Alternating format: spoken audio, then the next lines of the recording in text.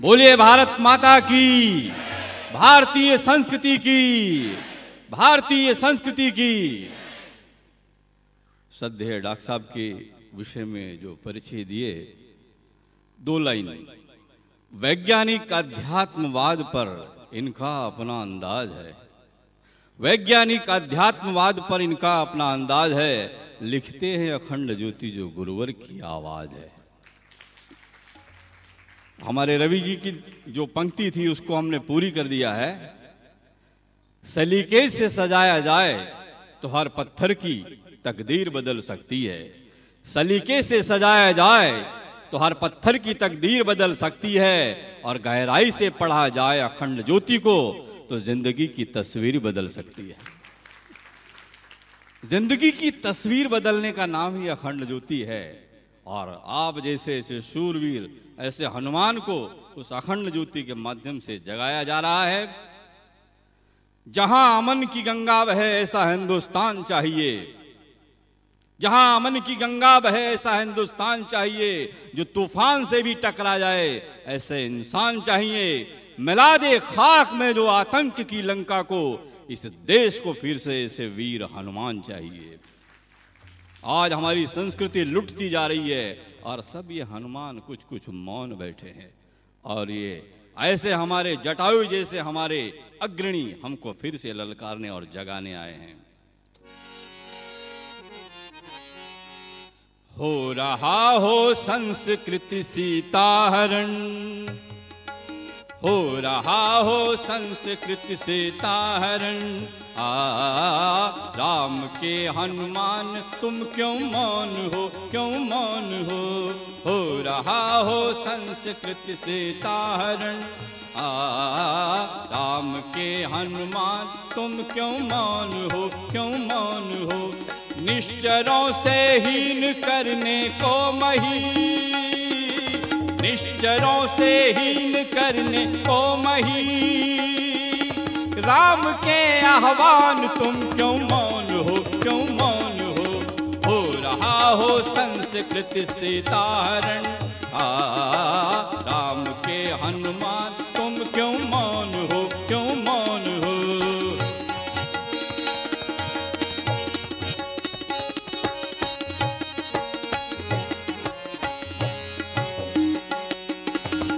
रहा शोषण निरीहों का सतत, धर्म का पाखंड करता है मदद। हो रहा शोषण निरीहों का सतत, धर्म का पाखंड करता है मदद। बुद्ध की करुणा कहाँ पर सो गई, बुद्ध की करुणा कहाँ पर सो गई। बुद्ध करुणावान तुम क्यों मौन हो, क्यों मौन हो। हो रहा हो संस्कृति सीताहरण। राम के हनुमान तुम क्यों मौन हो, क्यों मौन हो। ओम भूर्भुवः स्वः तत्सवितुर्वरेण्यं भर्गो देवस्य धीमहि धियो यो नः प्रचोदयात्। ओम गुरुर्ब्रह्मा गुरुर्विष्णु गुरुरेव महेश्वरः, गुरुः साक्षात् परब्रह्म तस्मै श्री गुरुवे नमः। अखण्डमण्डलाकारं व्याप्तं येन चराचरं, तत्पदं दर्शितं येन तस्मै श्री गुरुवे नमः। मातृवत् लालयित्री च पितृवत् मार्गदर्शिका, नमोस्तु गुरुसत्तायै श्रद्धा प्रज्ञायुता च, श्रद्धा प्रज्ञायुता च। परम पूज्य गुरुदेव परम वंदनीय माता जी की सूक्ष्म उपस्थिति में अखंड ज्योति के पाठकों के इस समागम में गाजियाबाद शहर में विराजमान सभी देवतुल्य भाइयों, देवी स्वरूपा बहनों, शक्ति स्वरूपा माताओं, अखंड ज्योति के पाठकों, प्रबुद्ध जनों, यहाँ के नागरिकों, हमारे बीच में विराजमान ऐसे ढेर सारे हमारे गणमान्य नागरिकगण जो कि निरंतर उस देवी चेतना के प्राण प्रवाह से जुड़े हुए हैं और निरंतर जुड़े रहते हैं। शांतिकुंज भी कई बार आ चुके हैं। हमारे बीच में बैठे हुए देवी स्वरूपा माताओं, देवतुल्य भाइयों, हमारे बीच में बैठे हुए मीडिया के सभी भाई, प्रिंट मीडिया, इलेक्ट्रॉनिक मीडिया के सभी भाई, आदरणीय श्री कौशिक जी भाई साहब, श्री IS पांडे जी भाई साहब और हमारे JP वर्मा जी, सभी जिनको मैंने एड्रेस नहीं किया है, सभी भाइयों बहनों, आज विषय है व्यवहारिक जीवन में अध्यात्म। अध्यात्म क्या जरूरी है? इतना जरूरी है कि हमारे जीवन में, रोज़मर्रा के जीवन में अध्यात्म आना जरूरी है। लोग समझते हैं कि अध्यात्म केवल 55 साल 60 साल के बाद जीवन में उतारने की चीज़ है। 50-55 साल की उम्र तक खूब एंजॉय करो, खूब जितना भी खाना पीना है, ईट लिव एंड बी मेरी, खूब प्रेम से खाओ पियो मस्त रहो। चार्वाक का सूत्र है कि यावत जीवेत सुखम जीवेत ऋणम कृत्वा घृतम पिबेत। वेस्ट में चलिए मेरे साथ, अमेरिका में आपको दिखाता हूँ, वास्तव में वहाँ पर चार्वाकवादी खूब है। ऋणम कृत्वा, क्रेडिट कार्ड, आज भी हमारे देश में जगह जगह क्रेडिट कार्ड दिखाई पड़ता है। क्रेडिट कार्ड कुछ नहीं है, ऋणम कृत्वा है। और घृतम पिबेत क्या है? ओवरड्रॉ करते रहना। ये सब के सब पूरा चल रहा है हमारे यहाँ।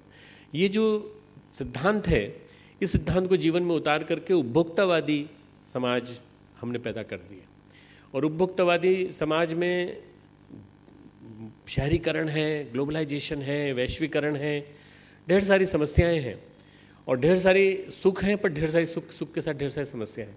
ऐसे में अध्यात्म कैसे उतरेगा जीवन में? इसी में तो अध्यात्म की सबसे ज़्यादा जरूरत है।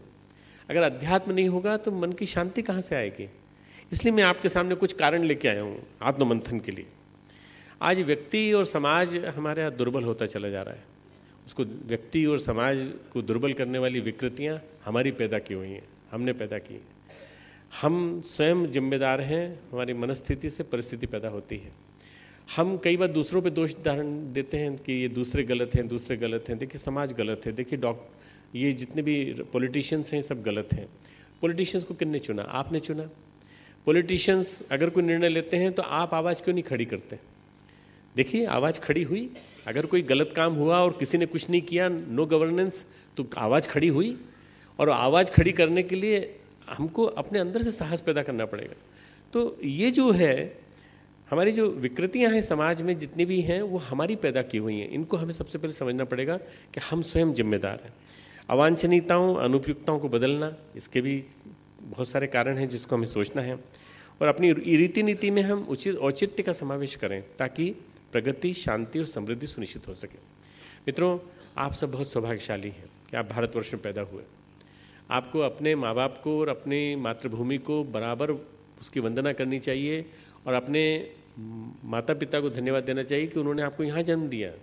अमेरिका में, रशिया में या इंडोनेशिया में या कहीं स्कैंडिनेवियन कंट्रीज़ में जन्म नहीं दिया। क्यों? मैं इसलिए कहता हूँ कि मित्रों, सौभाग्यशालियों को ही भारत में जन्म लेने का मौका मिलता है और किसी को नहीं मिलता। यहीं रह कर के देवता बना जा सकता है, यहीं रह कर के अवतार बना जा सकता है और कहीं नहीं बना जा सकता। इस भूमि में संस्कार हैं, इस भूमि में बहुत कुछ है।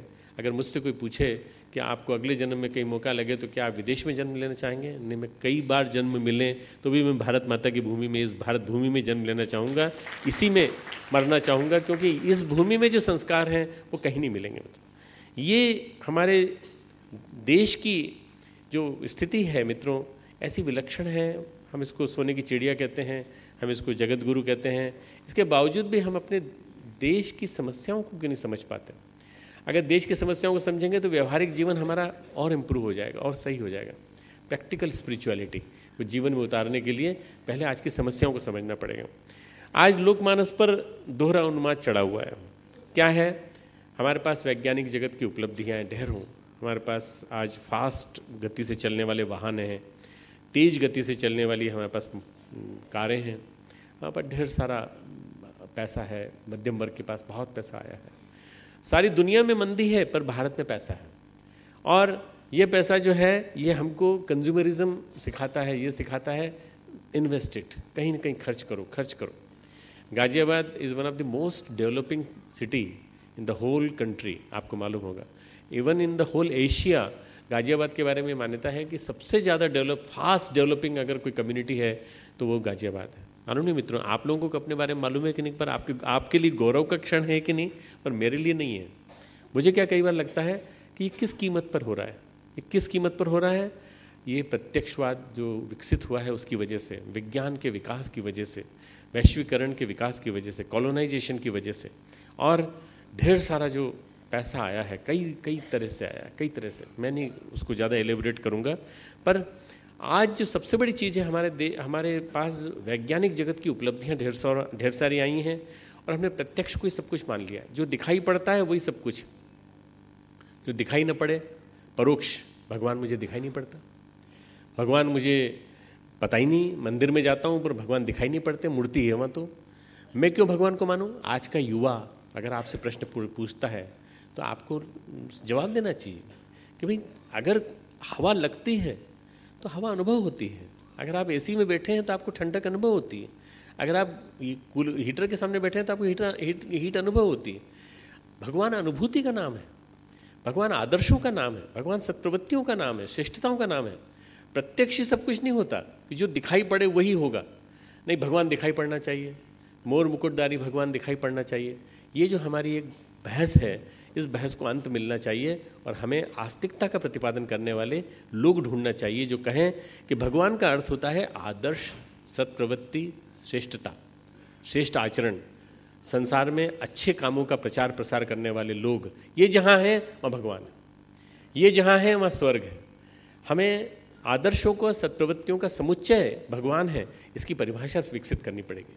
मित्रों, मंदिर में है कि नहीं मुझे मालूम नहीं, मंदिर में होते हुए भी, भगवान के होते हुए भी अनाचार होते हैं, कई गलत आचरण होते हैं, पर जहाँ मंदिर नहीं है, जहाँ मूर्ति नहीं है, वहाँ अच्छे काम हो रहे हों, अस्पताल में अगर श्रेष्ठ काम हो रहे हों, और प्याऊ में जहाँ पानी पिलाया जा रहा है प्यासे को, वहाँ अच्छे काम हो रहे हो, तो वहाँ भगवान मौजूद है, ये मान के चलना चाहिए। जहाँ सेवा कार्य हो रहे हैं वहाँ भगवान मौजूद है, और जहाँ सेवा कार्य नहीं हो रहे हैं, जहाँ अच्छी चीज़ें नहीं हो रही हैं, वहाँ भगवान मौजूद है। ये व्यवहारिक अध्यात्म है, ये व्यवहारिक जीवन का अध्यात्म है।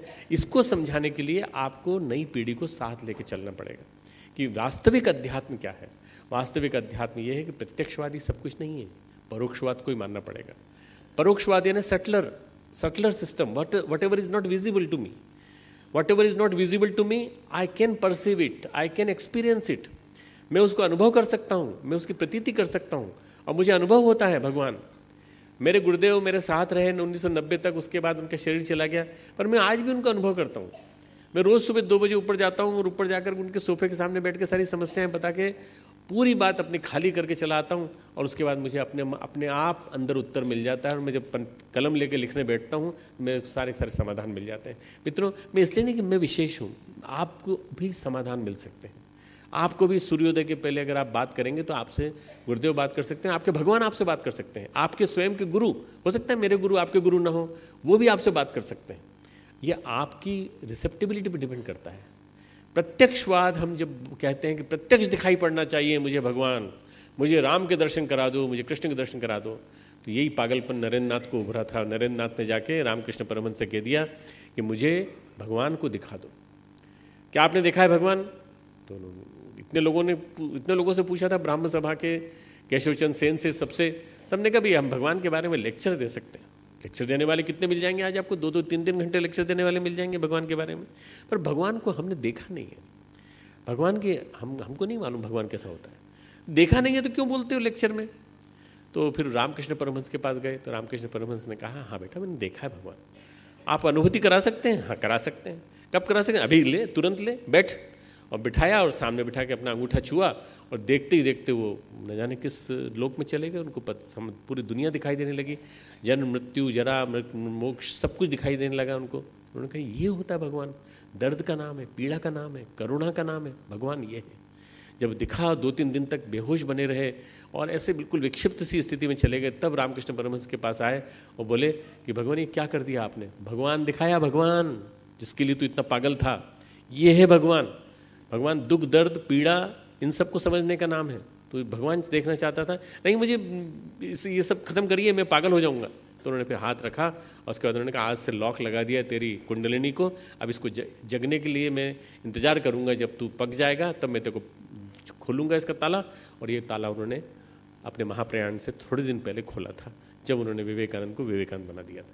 मित्रों, ये है जो आदमी के जीवन में पागलपन बैठा रहता है, प्रत्यक्षवाद। प्रत्यक्ष दिखाई पड़ना चाहिए, प्रत्यक्ष दिखाई पड़ना चाहिए।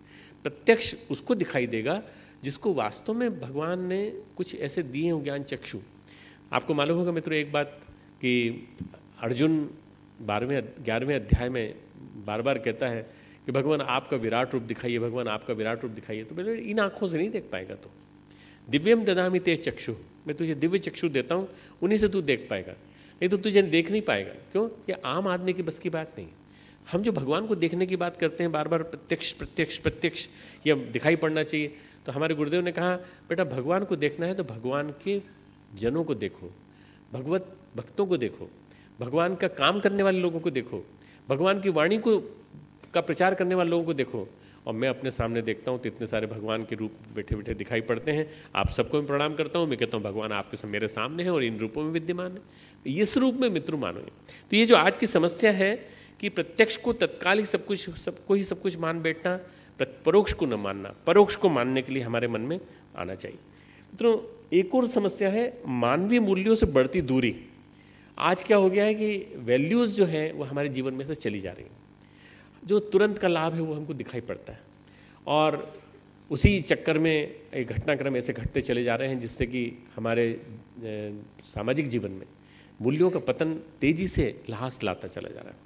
आपने देखा नहीं, हमारे जो राजनीतिक लोग हैं या हमारे स्पोक्स पर्सन हैं, जो हमारे बोलने वाले लोग हैं, नेता हैं, उनके मुंह से क्या क्या वाक्य निकल रहे हैं, न जाने क्या क्या निकल रहे हैं। अगले दिन माफ़ी मांग लेते हैं कि नहीं वो गलत बोल दिया, हमने ऐसा नहीं बोलना चाहिए।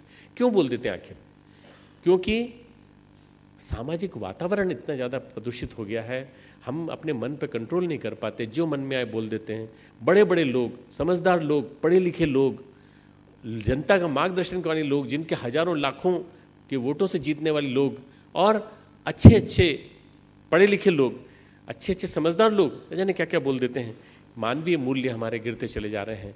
आप देख लीजिए कि जो घटना घटी दिल्ली में, उस घटना ने ये बता दिया कि कामुकता और नशेबाजी दोनों का समन्वय यदि हो जाए और वातावरण विक्षुब्ध हो जाए तो आदमी कुछ भी कर सकता है, दुर्दांत और इतना ज़्यादा बर्बर कृत्य कर सकता है, जिस कृत्य को आपने स्वयं पिछले 2-3 हफ्ते से सबकी चर्चा में है।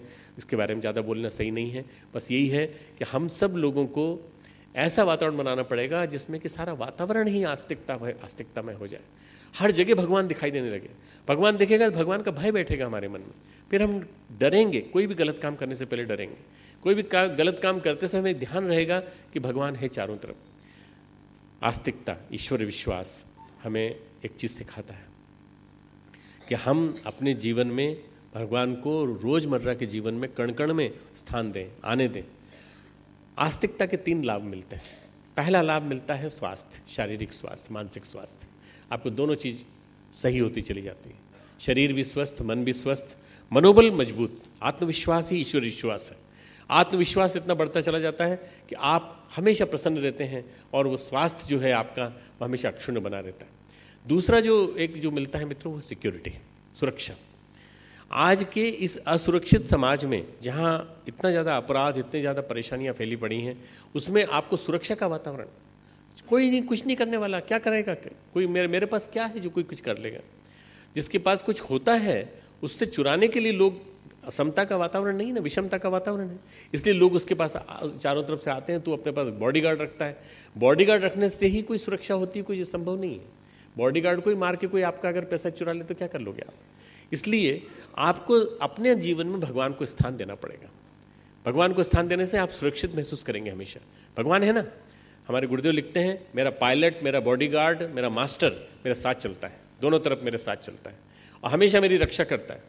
मित्रों, मैं करीब 50-60 से ज़्यादा देशों में गया और भारत के कोने कोने में घूमा।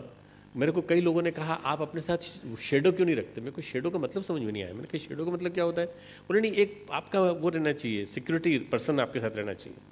मैंने कहा क्यों रहना चाहिए? बोले वो उसके पास पिस्टल लेनी चाहिए और वो आप कभी कोई संकट आए, आक्रमण हो तो आप उसकी रक्षा कर लें। मैंने कहा वो क्या रक्षा करेगा? उसकी रक्षा तो मुझे करनी पड़ेगी।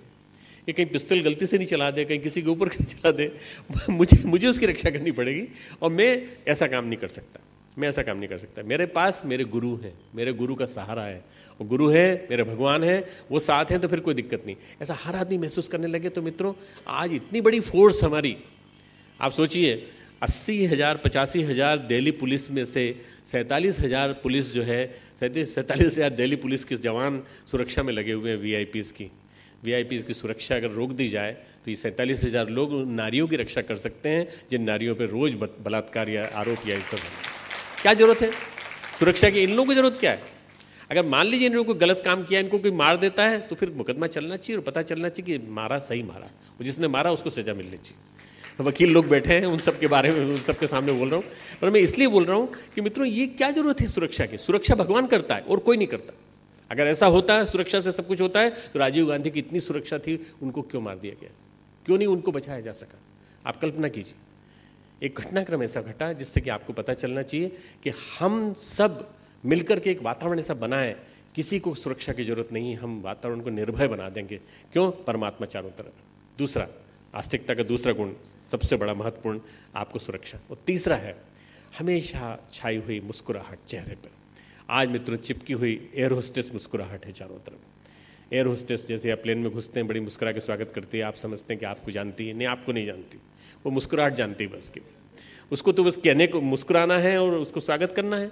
तो आज अंदर से मुस्कुराने वाला कोई नहीं मिलता, सबके सब टेंशन में है, सबके सब स्ट्रेस में है। जो परमात्मा जब जीवन में आ जाता है तो सबसे पहला जो गुण आता है वो आता है अंदर से, आदमी प्रसन्न रहता है अंदर से। गीता में एक वाक्य आता है जो सबको जानना चाहिए मित्रों, अशांतस्य कुतः सुखम। अशांत व्यक्ति को सुख कहाँ से मिलेगा? दूसरे अध्याय में, अशांत व्यक्ति को सुख नहीं मिल सकता। आप सुख की दौड़ में भागे भागे घूम रहे हो, भाग रहे हो, तो शांति तब मिलेगी, सुख तब मिलेगा जब पहले शांति मिलेगी। और शांति के प्रयास में तो जाते नहीं हो, सुख के प्रयास में जाते हो। सुख तब मिलेगा जब पहले शांति मिलेगी, तो पहले शांति को ढूंढो। शांति कहाँ मिलेगी? त्यागात् शांति ही अनंतरम, गीता कहती है। त्याग से ही शांति मिलती और नहीं मिलती। त्याग किस चीज़ का? आसक्ति का त्याग, अनावश्यक चीज़ों का त्याग, ढेर सारे परिग्रहों का त्याग, ढेर सारी चीज़ों का संग्रहों का त्याग और ढेर सारी इच्छाओं का त्याग। मैं किसी को सन्यासी बनाने नहीं आया यहाँ पर मैं कह रहा हूँ कि इन सब चीज़ों से त्याग करेंगे तो शांति मिलेगी, नहीं तो नहीं मिलेगी। शांति से प्रसन्नता मिलेगी, सुख मिलेंगे दुनिया भर के। मित्रों आज कुछ मूलभूत समस्या है हमारे सामने। सबसे पहली समस्या है विश्व की आधी जनशक्ति, नारी शक्ति अनुत्पादक स्थिति में रह रही है। 50% आबादी हमारी नारी शक्ति है, उसको हमने ज़बरदस्ती ऑप्रेस कर रखा है। क्यों? क्योंकि हमारा समाज पितृसत्तात्मक समाज है, हमारा समाज पुरुष प्रधान समाज है।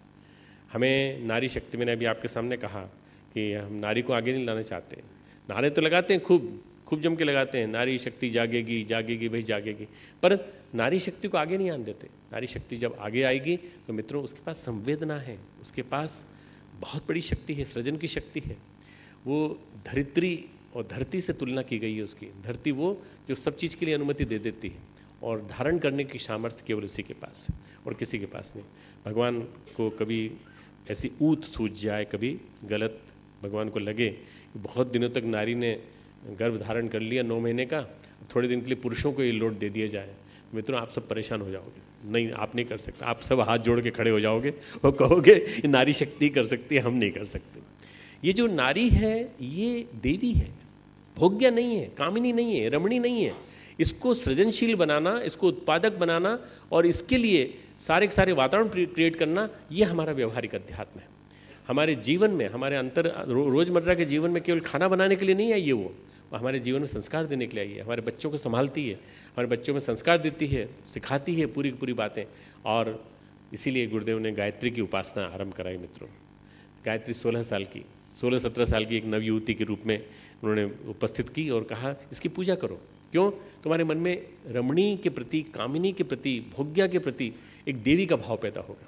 जब देवी का भाव पैदा होगा तो कहीं कोई अपराध होंगे ही नहीं, यौन अपराध नहीं होंगे, बलात्कार नहीं होंगे, दुनिया भर की जो चीज़ें हो रही हैं वो सारी चीज़ें समाप्त हो जाएंगी। ये सब करने के लिए मित्रों वातावरण बनाना पड़ेगा, गायत्रीमय वातावरण बनाना पड़ेगा। और गायत्री केवल स्त्री नहीं, गायत्री शक्ति है, नारी शक्ति है, शक्ति का प्रतीक है, दुर्गा शक्ति। आप लोग सब शक्ति के उपासक हैं मित्रों। नवरात्रि मनाते हैं, 9 दिन तक 9 दुर्गा रखते हैं, 9 दिन 9 दुर्गा को धारण करते हैं। हर धर्म में, हर संप्रदाय में शक्ति की पूजा होती है। तो हम क्यों इसको, आदि जनशक्ति को क्यों नहीं संभाल के रख रहे? एक अगली समस्या है बहुप्रजनन। हमारे देश में कोई भी समस्या आती है तो हम कह देते हैं प्रदूषण का निवारण नहीं हो सकता। क्यों? हमारे देश की आबादी बहुत ज़्यादा है। तो आबादी को नियंत्रित करने के लिए कोई लॉन्ग टर्म पॉलिसी क्यों नहीं बनाता समाज? राष्ट्र की जन नेताओं पे क्यों निर्भर हैं हम लोग? हम क्यों नहीं बनाते?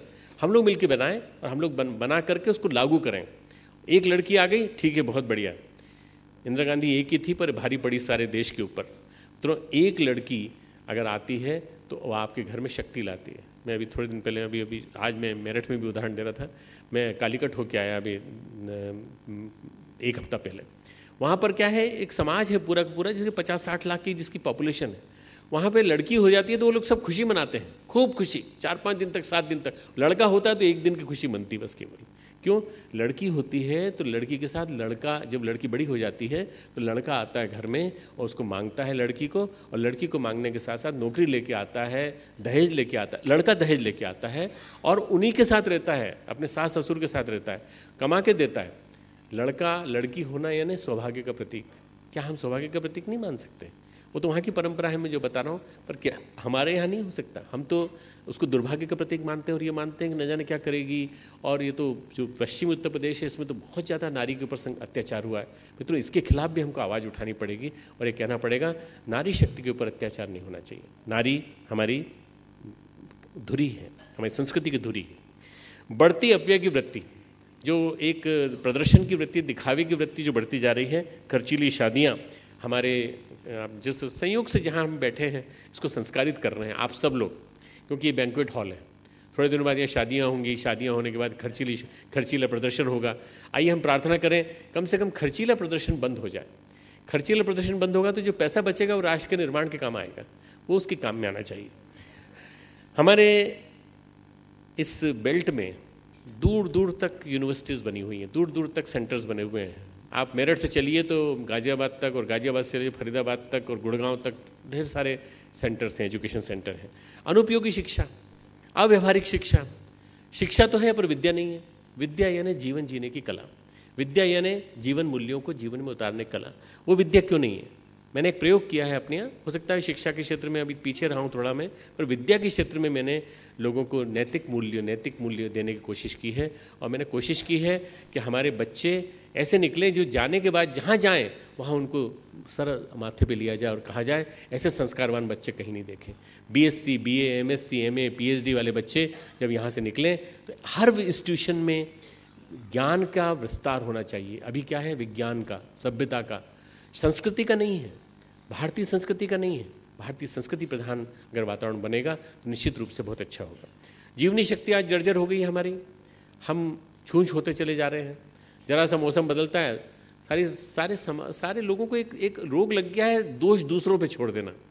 अरे भाई साहब क्या करें, आज आने का मन तो था पर मौसम बहुत ख़राब चल रहा है, सुबह से कोहरा है, ठंड लग रही, और ठंड लग गई तो मैं बीमार हो गया, मुझे तकलीफ़ हो गई।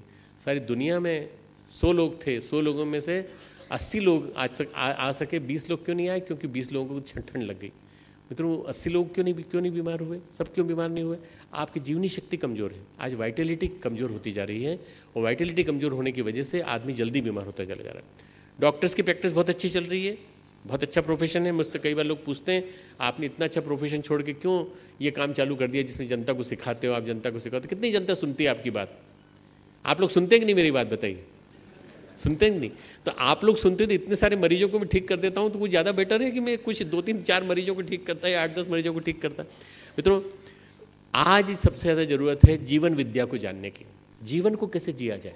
अच्छे खासे लोग बीमार हो रहे हैं गलत सोच के, अचिंत चिंतन, गलत सोच और गलत सोच की वजह से, गलत खान पान की वजह से। एक और वाक्य जो मेरे गुरुदेव ने कहा है कि आदमी बीमार किस लिए होता है? क्योंकि आदमी जानवर से भी गया होता है। मनुष्य ही ऐसा जानवर है जो जब चाहे तब खा सकता है। मनुष्य ही ऐसा जानवर है जो जब चाहे तब खा सकता है। हम जब चाहे तब खा लेते हैं। शेर नहीं खाता, शेर शिकार करता है, उसके बाद शिकार करने के बाद वो आराम से उसको पचने का मौका देता है। पचने का मौका देने के बाद फिर वो 3-4 दिन के बाद जब पच चुका होता है तब फिर वो कहता है चलो भाई ढूंढा जाए। हम तो खाना खाने के पूरा खाना खा के बैठे हैं, और पूरा खाने खाने के बैठने के बाद हमारे पास कोई जलेबी का थाल लेके आ जाए तो हम उसमें से 2-3 जलेबी तो उठा ही लेते हैं। क्यों? हमारी ललक लिप्सा, हमारी लिप्सा, खाने की इच्छा, और इसी से बीमार होते हैं। मैं समझता हूँ मित्रों, यदि हमारी रसना पे हमारा नियंत्रण हो जाए तो हमारी काम वासना पे भी हमारा नियंत्रण हो जाएगा। हमारा बहुत कुछ हमारा इंद्रिय संयम इस पर निर्भर है। लास्टली, नशेबाजी एक महामारी। एक नशेबाजी हमारे देश में, जो शराब और तंबाकू, ये 2 चीज़ ऐसी चीज़ें हैं जो हमारे देश को बर्बाद की जा रही है। इसके लिए हमें समस्या, हमारे लोगों के जीवन में आध्यात्मिकता का समावेश करना पड़ेगा कि आध्यात्मिकता उनके जीवन में आए ताकि जीवन उनका बदले। और तभी बदलेगा मित्रों जब वो नशे को ये समझेंगे कि नशा हमारे लिए घातक है, नशा हमारे लिए नुकसानदायक है। ये शरीर देवालय है, और देवालय में अगर मंदिर में कोई गलत चीज़ रख दे, मांस का टुकड़ा रख दे, शराब की बोतल रख दे, तो आपको बुरा लगेगा कि अच्छा लगेगा? बुरा लगेगा। जब आपको मंदिर में रखने के लिए मना है तो फिर शरीर रूपी मंदिर में रखने के लिए मना क्यों नहीं? आप मुंह में कैसे रख सकते? 9 दरवाजे, 9 द्वारे पूरे देही। गीता कहती है कि 9 दरवाजों की आध्यात्मिक राजधानी है ये शरीर। इस शरीर में आप कोई ऐसी चीज़ मत रखिए, न कान से सुनिए, न आँख से देखिए, न मुंह से खाइए, न नाक से सूंघिए, कहीं से भी आप गलत चीज़ मत लीजिए। ये 9 दरवाजों की आध्यात्मिक राजधानी को क्यों प्रदूषित किया आपने? आज का खान पान हमारा फास्ट फूड, हमारे बच्चे फास्ट फूड, मोटे होते चले जा रहे हैं, ओबेस होते चले जा रहे हैं, और गलत संस्कार आ रहे हैं। वो जो आज हम जिनको नहीं रोक पा रहे हैं कार्टून सीरियल्स देखने से या और भी चीज़ें, पोर्नोग्राफी, कामुकता, अश्लील फिल्में। मैं विदेश गया, वहाँ मैंने देखा बच्चे, छोटे छोटे बच्चे गंदी फिल्में देख रहे हैं। मैंने उनके चैनल बदलने की कोशिश की तो हिंसक हो गए छोटे बच्चे, करीब 8-9 साल के, 10 साल के। आप कल्पना कीजिए कि उनके माता पिता उनको कंट्रोल नहीं कर पाए। तो हमें अभी से अपने बच्चों के बारे में सोचना पड़ेगा। 60 करोड़ से लेकर 70 करोड़ बच्चे हमारे यहाँ अभी युवावस्था में से हैं, 15 साल से लेकर 30 साल की उम्र तक। इन बच्चों को यदि आज हमने कंट्रोल कर लिया, आज हम लोगों ने अपनी भूमिका को सही ढंग से निभा लिया, तो यही बच्चे हमारे लिए भविष्य के नागरिक बनेंगे और इनको हम सही दिशा दे सकेंगे। पर ये दुर्भाग्य से नशे की गिरफ्त में है, दुर्भाग्य से ये ड्रग्स की गिरफ्त में है, दुर्भाग्य से ये तम्बाकू की, सिगरेट की और अन्य चीज़ों की गिरफ्त में है। इनको बचाना पड़ेगा मित्रों। तनाव हम लोग पैदा करते हैं। तनाव कहीं बाहर से नहीं आता। मनस्थिति के विशृंखल होने के कारण, मनस्थिति को विशृंखल होने के कारण तनाव पैदा होता है। तनाव को अगर ठीक करना है तो तनाव की चिकित्सा एक ही है। क्या? आप अपने मन को मनाइए, रूठे मन को मनाइए, मन को मित्र बनाइए। उद्धरेद आत्मना आत्मानम नात्मानम अवसादयेत, आत्मै हु आत्मनो बंधु आत्मै रूपो आत्मना, 6 अध्याय का 6वां श्लोक। ध्यान रखिएगा, अपना मन, उसको अपने मन को मित्र बनाइए, अपने मन को शत्रु मत बनाइए। अपने मन को मनाने की कोशिश करिए। आपका मन आपको बार बार गलत काम की तरफ ले जाएगा, आप उसको रोकिए, शत्रु मन को, और मित्र मन को साथ से लेने की कोशिश करिए। ये बहुत बड़ा एक वेदांत का सूत्र गीता ने दिया है। आज और भी कुछ समस्याएं हैं, कुपोषण है, पानी का संकट है, वातावरण में जहर घुल रहा है, औद्योगिकरण है, देवी आपदाएं हैं, प्रकृति प्रकोप है। आपके हाथ में नहीं है, पर समूह के माध्यम से हम प्रयास करें तो बहुत कुछ कर सकते हैं। इस वर्ष हमने सूर्य साधना वर्ष मनाया, सारे वर्ष हमने सूर्य की साधना की। सूर्य पर जो कलंक आ रहे हैं, सौर लपटें जो आ रही हैं, उनकी वजह से बहुत सारा चेंजेस वातावरण में हो रहा है। पर्यावरण बहुत तेज़ी से बदल रहा है।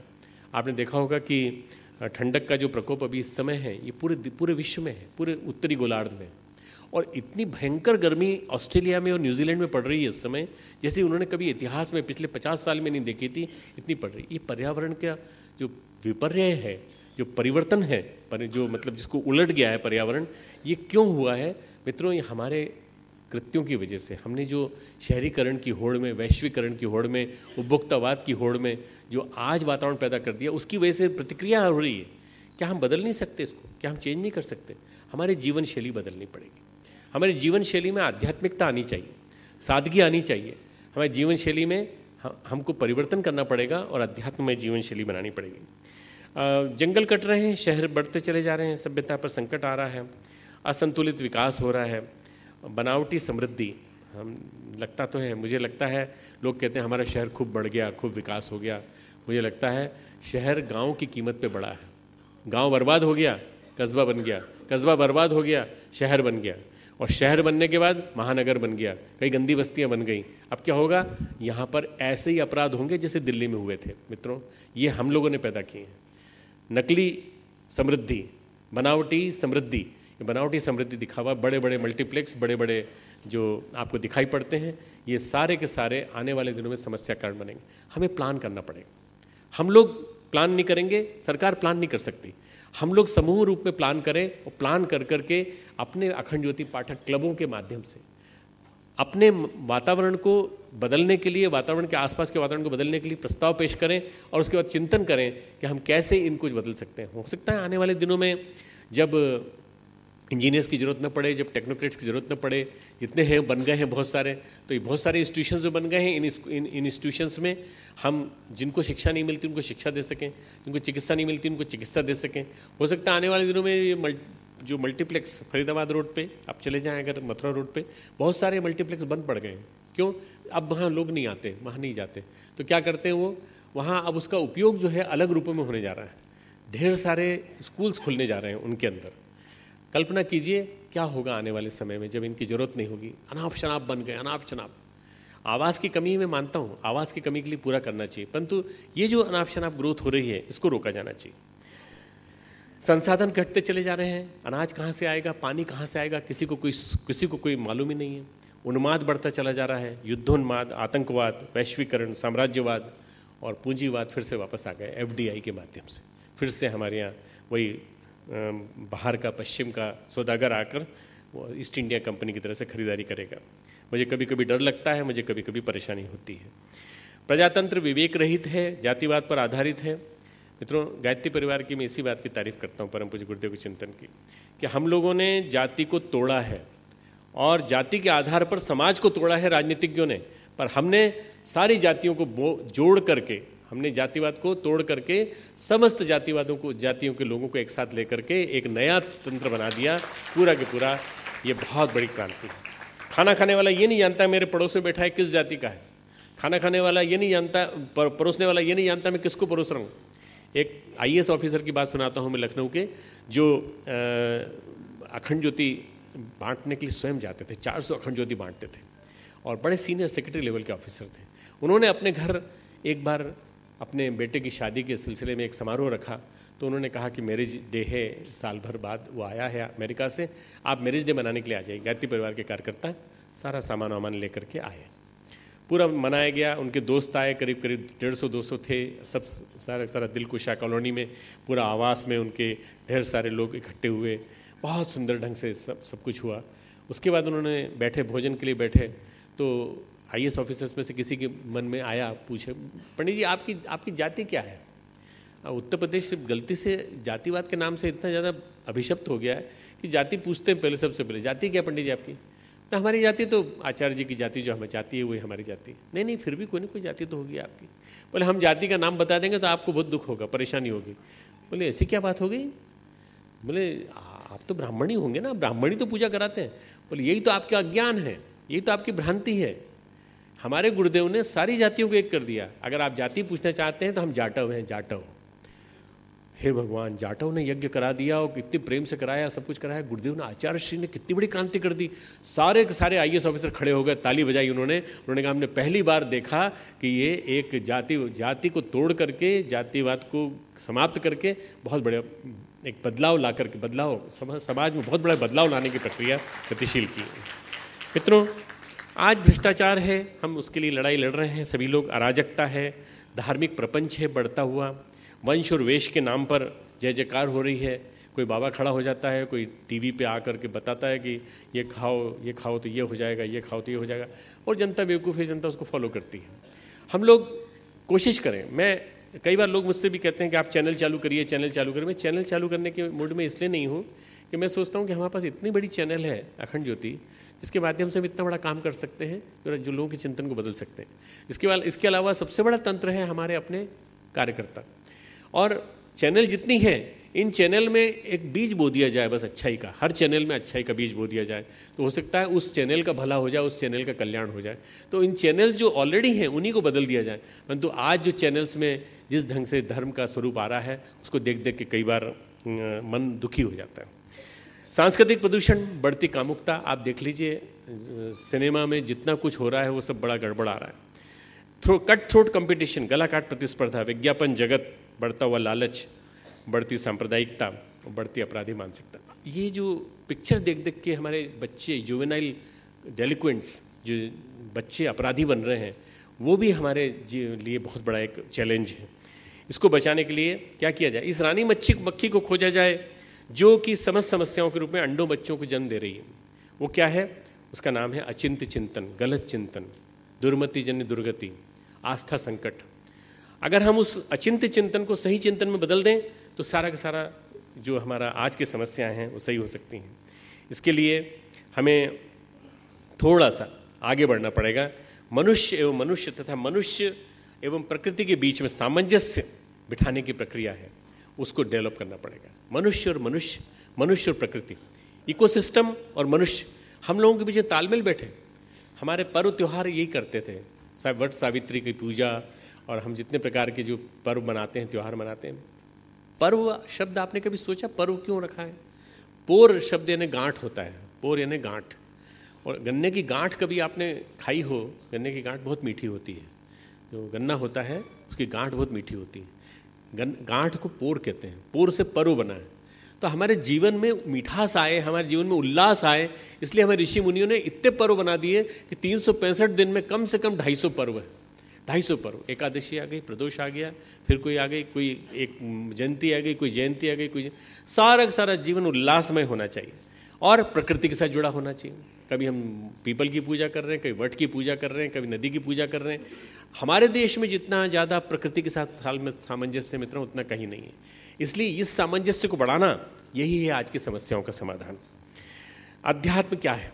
अध्यात्म है संवेदना, अध्यात्म है सामंजस्य, हार्मोनी, प्रॉपर हार्मोनी, समस्वरता, एक ऐसी समस्वरता जिसमें कि हमारी और उनकी ट्यूनिंग एक साथ हो जाए, सृजन, क्रिएटिविटी। ये यदि 4 चीज़ें हमारे जीवन में आ जाएंगी तो अध्यात्म हमारे जीवन में बोलने लगेगा। इसके लिए हमें क्या करना पड़ेगा? इसके लिए मित्रों हमको 3 काम करना पड़ेगा।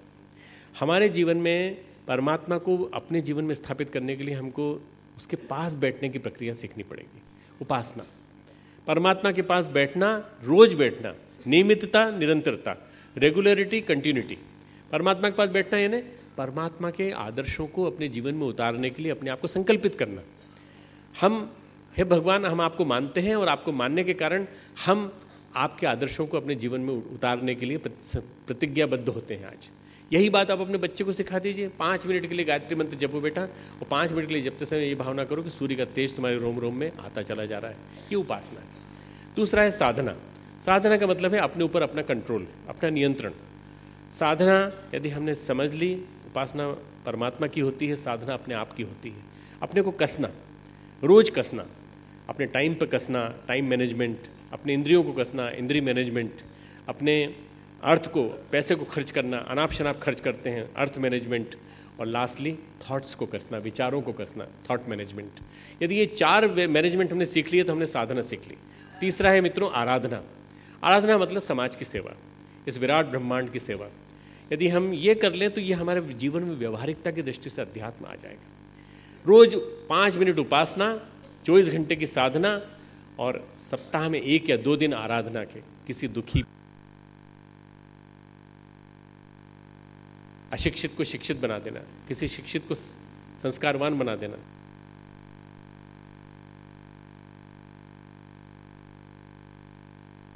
कि चलने योग्य बना देना।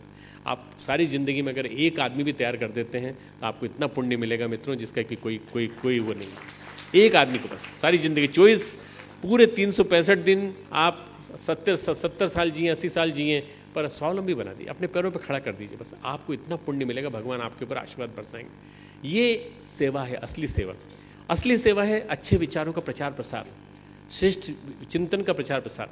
जो आज आपने अखंड ज्योति की प्रगति यात्रा पढ़ी, सुनी, और आपने एक अरविंद शर्मा के माध्यम से आपने एक संकल्प सुना, 24,000 अखंड ज्योति का संकल्प। मित्रों ये कोई छोटा संकल्प नहीं है, बहुत बड़ा संकल्प, पर ये इतना असंभव भी नहीं है जिसको जैसा दिखाई पड़ता है, और बहुत दूर का भी नहीं है, ये नज़दीक का लगता है। क्यों? क्योंकि इसके पीछे एक अदम्य संकल्प शक्ति जुड़ी हुई है, जो 2000 में पैदा हुई और 2013 तक आते आते इनका संकल्प 5000 पहुँच गया है। मुझे तो लगता है 24,000 को क्रॉस करके 51,000 करके देंगे ये 51,000 अगर ये आजीवन ग्राहक ना बना दें। और ग्राहक से ज़्यादा मेरा ध्यान इस पर रहेगा, अरविंद कहाँ पर खड़े हैं, जहाँ भी खड़े हैं सुन रहे हैं मेरी बात को, तो पाठक बनाना, ग्राहक को पाठक बनाना बहुत जरूरी है। अखंड ज्योति का एनवलप खोल करके पढ़ाना जरूरी है, पढ़ा करके आपस में बातचीत करना जरूरी है, परस्पर विचार विमर्श जरूरी है। यदि अगर आपने अखंड ज्योति ला के रख ली और उसकी आरती उतारी और रोज उसके पूजा करते रहे, क्या फ़ायदा? अखंड ज्योति लिखने का कोई फ़ायदा नहीं है, अखंड ज्योति का विचारों को है। अच्छे विचारों का प्रचार प्रसार आराधना है, समाज सेवा है। अच्छे विचारों को जन जन तक पहुँचाना, मालूम नहीं कहाँ किसके जीवन में फलित हो जाए। एक आदमी था हमारे हनुमानगढ़ का कार्यकर्ता, तो बड़ा निराश हो गया था। निराश हो गया था, मतलब वो अखंड ज्योति से परिचित नहीं था, वो निराश हो गया था। निराश होकर के वो आत्महत्या करने जा रहा था। सुबह 5:30-6 बजे की बात थी। अपने जाते जाते उसको याद आया कि पत्नी को बहुत सारी चीज़ें, डॉक्यूमेंट्स नहीं मिलेंगे अगर मेरे जाने के बाद, तो क्या करेगी वो। तो उसके मन में एक विचार आया कि मैं अपने दोस्त को बता दूं कि ये चीज़ें वहाँ रखी, मैं थोड़े दिन के लिए बाहर जा रहा हूँ। बताने के लिए गया, अंदर गया तो देखा दोस्त नहा रहा है। नहाने के बहाने उसने पूछा कि भाई क्या मेरी बात सुन लोगे 2 मिनट, फिर मैं जा रहा हूँ। बोले इतनी जल्दी क्या है, 5 मिनट बैठ जाओ, मैं भी नहा के आता हूँ। 5 मिनट बैठा तो दाहिनी तरफ अखंड ज्योति रखी थी। अखंड ज्योति उठाई, पढ़ना चालू की, और 2 लेख और 1 पैनल उसने जो पढ़ा, उसका जीवन बदल गया। वो अखंड ज्योति रख करके वापस घर चला गया। घर जाने के बाद उसके दोस्त का फ़ोन आया, भाई क्या हो गया, तुम आए थे और तुम चले गए? नहीं, वो जिस बात को कहने के लिए आया था वो ख़त्म हो गई, वो चली गई ऊपर। अब वो नहीं कहना। उस आदमी ने अपना इरादा बदल दिया आत्महत्या करने का। और मित्रों, वो आदमी आज 3000 पत्रिकाएं बांटता है हमारा गंगानगर हनुमानगढ़ क्षेत्र में, और आज पत्रिकाएं बांट रहा है। मरा नहीं, वो जिंदा है और हमेशा बना रहेगा। क्यों? क्योंकि ये आदमी की नेगेटिविटी को पॉजिटिविटी में बदल देती है। ये विचार विस्तार जो है वो सबसे बड़ी सेवा है। तो इसलिए तीसरा काम जो अध्यात्म की दृष्टि से हम कर सकते हैं वो ये कर सकते हैं। अध्यात्म में मित्रों सबसे पहले ग्रीड पे कंट्रोल करना पड़ता है, अपरिग्रह। हम ज़्यादा से ज़्यादा अपने पास न रखें। कई संस्थाएं ऐसी हैं जो कपड़े इकट्ठे करती हैं और ठंडक में लोगों को बांटती हैं। हम लोगों ने भी एक परंपरा बनाई है कि हम भी कपड़े इकट्ठे करते हैं। अनावश्यक कपड़े हैं उनको आप दीजिए, लोगों को दीजिए, ताकि लोगों को रक्षा हो सके ठंडक में। या और भी कुछ आप ऐसे काम कर सकते हैं जो कर सकें। पर हमको क्या इच्छा होती है कि हम ये भी खरीद लें, वो भी खरीद लें, ये भी खरीद लें, ढेर सारा सामान ले आते हैं। अब उसको रिवर्स करें। क्या? उस ढेर सारे सामान में से जो आवश्यक है उसको रखें, जो अनावश्यक है उसको बांट दें। बांटना चालू करिए। बांटने का आनंद लेने के आनंद से ज़्यादा है। बांटना शुरू करेंगे तो आपको इतना अच्छा लगेगा कि देने में जो आनंद आता है और सामने वाले की आंखों में जो सुकून दिखाई पड़ता है, जो शांति दिखाई पड़ती है, वो आपको लगता है। सही में आप इसको करके देखिए, आपको बहुत आनंद आएगा। परिग्रह जो आदमी करता है, जमा करता है, पैसा हो, चाहे कपड़े हो, चाहे हमारी एक मुख्यमंत्री हैं दक्षिण भारत की, उनके घर में जब छापा पड़ा तो उनके घर में 450 जूते निकले। मालूम नहीं क्या करती थी, कितने हर एक दिन के लिए अलग अलग जूते पहनती थी, क्या पहनती थी, न जाने कितने कपड़े, अनगिनत कपड़े। ये जो परिग्रह के पीछे जो से किस वजह से होता है? परिग्रह है नहीं इकट्ठा करना, परिग्रह से उत्पन्न होता है अविश्वास। पर स्वयं पर अविश्वास, समाज पर अविश्वास, कभी नहीं मिलेगा मुझे, इसलिए इकट्ठा कर लो आज। जीवन के उद्देश्य पर अविश्वास और सृष्टा पर, भगवान पर अविश्वास। इसका मतलब आपको भगवान पर विश्वास नहीं है। भगवान देगा, आप क्यों परेशान होते हो? आप देखिए, आज गुरुदेव ने एक वाक्य कहा है जिसको मैं फिर से सुनाऊंगा अभी आपको। कबीरदास जी ने एक बहुत अच्छी बात कही है जो मैं आपको सुनाना चाहता हूं। जब दांत न थे तब दूध दियो, जब दांत न थे तब दूध दियो, और जब दांत दिए तो अन्न न दीने। जब दांत दिए हैं तो अन्न भी तो देगा। किस बात के लिए स्टोर करते हो, किस बात के लिए सुरक्षा करते हो, किस बात के लिए अपने लिए पीछे पड़ते हो हाथ धोकर? संत कबीर ने जो कहा है मित्रों, ये अपरिग्रह का बहुत बड़ा सूत्र है। हम अगर इस सही अर्थों में इसको जीवन में उतार लें तो बहुत बड़ा काम हो सकता है। अध्यात्म परिष्कृत जीवन दृष्टि का नाम है, रिफाइंड एटीट्यूड टुवर्ड्स लाइफ। अपने जीवन को बदल डालिए। गुरुदेव ने कहा जीवन का शीर्षासन है अध्यात्म। जैसे ही आपने शीर्षासन किया आपको सब कुछ उल्टा नजर, उल्टे को उलट कर सीधा करना ही विचार क्रांति। गुरुदेव ने जो कहा है उसको आप, जहाँ श्रेष्ठ विचार होंगे वहीं सामंजस्य होगा, परिष्कृत जीवन दृष्टि। और उन साधनों को अपनाना होगा जो वैचारिक प्रदूषण रोकें, सूक्ष्म जगत के वातावरण को सशक्त बनाने हेतु उपासना, साधना, यज्ञ जैसे सामूहिक उपचार हमें करना होंगे। सद्विचारों का प्रचार प्रसार, विचारों के विचारों से काट, तो अच्छे विचारों से बुरे विचारों की काट का एक माहौल बनाना पड़ेगा हमको। हर विचार का, हर दुष्विचार का, हर दुष्प्रचार का इलाज है, वो है अच्छे विचार। अच्छे विचारों के इंजेक्शन लगाइए जगह जगह जाके। मैंने जो अरविंद को कहा था आज से 10 साल 12 साल पहले कि छूत के रोग की तरह से फैला दो इसको, किसको? अखंड ज्योति को। मैं लगभग इसी तरह की भाषा यूज़ करता हूँ, एपिडेमिक की तरह से फैला दो इसको, महामारी की तरह से फैला दो इसको। महामारी जैसे फैलती है उसी तरह से अच्छाइयाँ फैलेंगी तो कितनी जल्दी फैलती चली जाएंगी, देखते देखते फैल जाएंगी। अच्छाइयों को फैलाने का काम करता है गायत्री परिवार, और अच्छाइयों को झूठ की रोगों की तरह फैलाता है। आप भी फैला दीजिए। एक आदमी जाइए 10 को बताइए कि अच्छाइयाँ फैल सकती हैं, अच्छा वातावरण बन सकता है, समाज में श्रेष्ठताएं बढ़ सकती हैं। आज जो दुनिया में नेगेटिविटी छा गई है, इस नेगेटिविटी को हम पॉजिटिविटी में बदल सकते हैं। परिवर्तन लाने के लिए दृढ़ संकल्प शक्ति की जरूरत है। स्वामी विवेकानंद ने कहा है, मेरी एकमात्र इच्छा है द्वार द्वार तक सद्विचार फैला दूँ। My only wish is to spread righteous thoughts to every house. This is my only wish. Swami Vivekananda 150 साल मना रहे हैं हम, उनकी 150वीं जयंती मना रहे हैं। अभी 3 दिन बाद श्री फोर्ट ऑडिटोरियम में एक प्रोग्राम है जिसमें कि हम लोग सभी इकट्ठे होंगे। श्री रामकृष्ण मिशन, चिन्मय मिशन, माता अमृतानंद मई माँ, और हम स्वामी विवेकानंद को याद करेंगे। तो स्वामी विवेकानंद को याद करने का मतलब है कि स्वामी विवेकानंद के आदर्शों को जन जन तक पहुँचाना है। और उनका आदर्श था घर घर तक सद्विचार पहुँचे, द्वार द्वार तक सद्विचार पहुँचे। और सद्विचार पहुँचाने का सबसे बढ़िया तरीका ये हो सकता है जो हमारे पास है, श्रेष्ठ विचारों का प्रचार प्रसार। साधक स्तर के व्यक्ति साधना करें। आप में से जिनके मन में ये आता हो कि हमको साधना करनी चाहिए, आप साधना करिए ना, किसने मना किया? आप 1 घंटे साधना कीजिए, 2 घंटे साधना कीजिए, वो मन लगे तब करिए। माला उठा उठा के बार बार मत देखिए कितनी हो गई फिर नीचे रख ली। नाटक मत करिए, माला का स्वांग मत करिए, आप जीवन में उतारिए उसको, जीवन में उतारिए। साधना का मतलब होता है अपने आप को साध लेना, अनगढ़ को सुगढ़ बना लेना। साधना आपके जीवन में दिखाई पड़नी चाहिए, आपके व्यक्तित्व में दिखाई पड़नी चाहिए, आपके आचरण में दिखाई पड़नी चाहिए। मैं अपने एक रिश्तेदार को जानता हूँ जो साधना करते थे, जो शिवलिंग पे पूजा करते थे, ढेर सारा अभिषेक करते थे, और ढेर सारे मेरे बहुत निकट संबंधी थे। पर वो 3 घंटे के दौरान कम से कम 50 गालियाँ देते थे अपनी पत्नी को, अपने नौकर को। सामान निकाला कि नहीं, गाड़ी खड़ी की कि नहीं, ऑफिस जाने का टाइम हो गया, फ़ोन अटेंड करते थे। तो मैं छोटा सा था, 8-10 साल का, गर्मी की छुट्टियों में वहाँ जाता था। तो मैंने पूछा एक दिन कि ये सब आपकी किताब में लिखा हुआ है जो आप पढ़ते हैं? बोले अरे फालतू की बात करता है, एक छोटा बच्चा क्या समझेगा, यही समझेगा कि सब कुछ उसी में लिखा हुआ है। मैंने गुरुजी से पूछा जब बड़ा हो गया थोड़ा, तो गुरुदेव ने कहा अरे सर ढोंग करते हैं, ढोंग। ढोंग वाली पूजा नहीं, असली पूजा करिए। असली पूजा दरिद्र नारायण की पूजा, असली पूजा आपकी पूजा। अपने व्यक्तित्व को परिष्कृत करिए, अपने व्यक्तित्व को निखारिए, अपने अंदर ढेर सारी क्वालिटीज़ डेवलप करिए, गुणों की खेती करिए। ये सबसे बड़ा काम। जीवन साधना को और निखारिए। जो ये नहीं कर सकते तो सद्विचारों को अपनाएं और प्रचार प्रसार करें। आप कुछ नहीं कर सकते, चलिए तो आप माला नहीं कर सकते, कोई बात नहीं, अच्छे विचारों को फैला सकते हैं कि नहीं? एक स्टिकर लीजिए, स्टिकर अच्छे विचार वालों को दे दीजिए, भाई साहब इसको जगह जगह फैला दीजिएगा। ये काम कर सकते हैं। धर्म के 3 भाग हैं। अध्यात्म की जब हम बात करते हैं, धर्म के 3 भाग हैं, नीतिशास्त्र, एथिक्स, मेटाफिजिक्स और स्पिरिचुअलिटी। जो नीतिशास्त्र है बाहा कलेवर है, एथिक्स हमें क्या करना चाहिए क्या नहीं करना चाहिए। मेटाफिजिक्स जो है वो एक्चुअली ईश्वर जीव प्रकृति के संबंधों की बात करता है। पर जो असली चीज़ है वो है अध्यात्म, धर्म की धुरी, संवेदना, करुणा, प्यार, आत्मीयता, सद्गुणों का विकास, विस्तार, ये है। समाधान क्या है मित्रों आज का? आज की जो चर्चा का समापन करें तो कैसे करेंगे?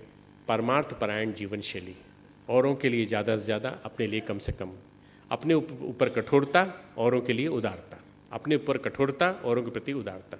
ये ऋषियों की जीवन शैली थी। हम जितना कर सकते हो उतना करने की कोशिश करें।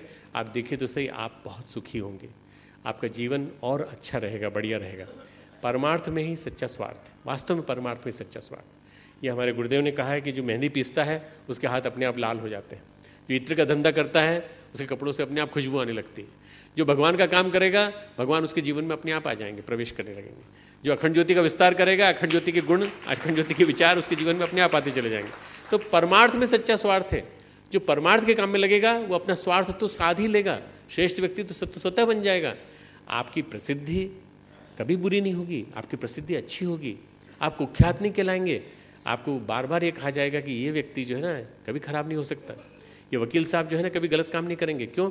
अखंड ज्योति का काम करते हैं ना, अखंड ज्योति का प्रचार प्रसार करते हैं ना। ये जो इनकम टैक्स का काम करते हैं गलत काम नहीं करेंगे।